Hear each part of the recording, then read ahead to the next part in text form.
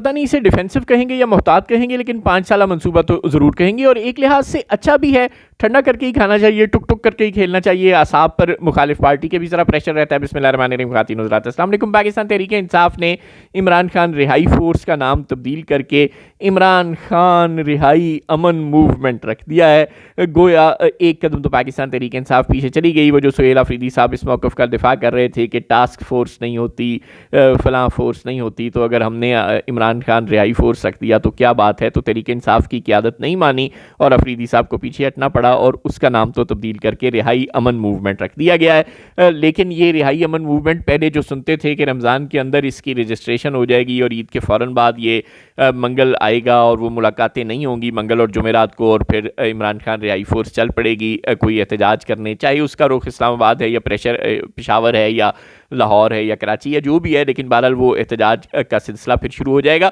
मगर अब ऐसा नहीं है। अब मामला ये है, सलमान अकरम राजा साहब और तहरीक इंसाफ के तमाम लीडरों ने हमें बताया है कि अब जनाब ईद के बाद लगेंगे कैंप खैबर पख्तूनख्वा के पिंडों में, देहातों में, यूनियन काउंसिल्स में बिलखसूस, और बाकी मुल्क में भी ज़ाहिर है वो कहते हैं लेकिन वहाँ तो लग नहीं सकते। खैर, तो वो कैंप लगेंगे, वहाँ पे नौजवानों को रजिस्टर किया जाएगा और फिर ये रजिस्ट्रेशन प्रोसेस कोई 15 दिन चलेगा या महीना चलेगा या 1.5 महीने चलेगा। 1 लाख नौजवान हमने भर्ती करने हैं और ज़ाहिर है वो 1 लाख तो क्या मतलब जो फिगर चाहिए होता है वो तो बड़ा ही चाहिए होता है ना।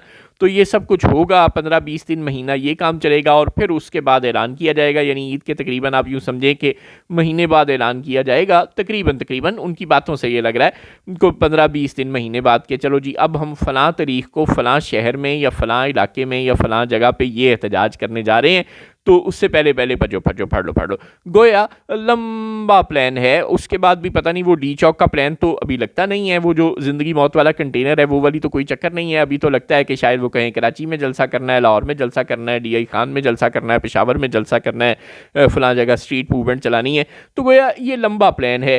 सुहेल अफरीदी साहब और पाकिस्तान तहरीक इंसाफ के लीडरों को बहुत अच्छी तरह से पता है कि हुकूमत ने सीधी गोलियां मारनी है और कुछ नहीं करना। चुनांचे एक लिहाज से तो वो ठीक ही कर रहे हैं कि गरीब कारकुनों को मौत का ईंधन बनाने के लिए इस्लामाबाद नहीं ला रहे, लेकिन फिर ये भी हमें तस्लीम करना पड़ेगा कि फिर इमरान खान की रिहाई और तहरीक इंसाफ ये सब कुछ फ़िलहाल ख्वाब ही है।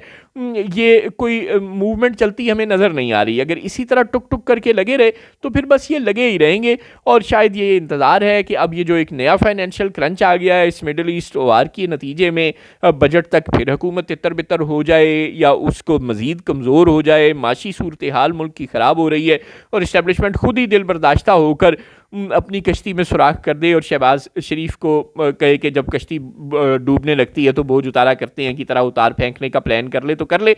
वरना ये तहरीक इंसाफ इस हुकूमत को गिरा पाएगी या इमरान खान को बाहर निकालने के लिए इस पर कोई प्रेशर ही डाल पाएगी कोई बहुत बड़ा सा, इस वक्त तक नहीं लगता। हाँ, घर को आग लगे घर के चिराग से और माशी सूरत हाल और बैन अवी सूरत हाल को संभालने में नाकाम होकर इस्टेब्लिशमेंट और जो उसका सिविल फेस है उसके दरमियान रिफ्ट आ जाए और इस्टेब्लिशमेंट दिल बर्दाश्ता होकर अपने नए वंडर बॉय की तलाश में निकल खड़ी हो, इस बात के इम्कानात अब ज़्यादा गालिब नज़र आ रहे हैं बजट के दाएं बाएं।